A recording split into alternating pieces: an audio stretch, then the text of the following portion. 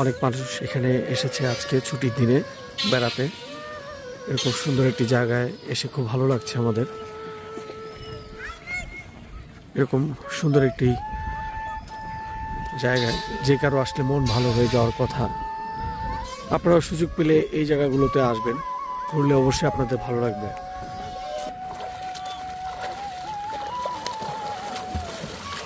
দুটো বাচ্চা শিশু এখানে জলকেলি করছে। পাশে মাছ ধরার একটি ধর্মজাল, বা এটাকে কি জাল বলে ঠিক জানি না।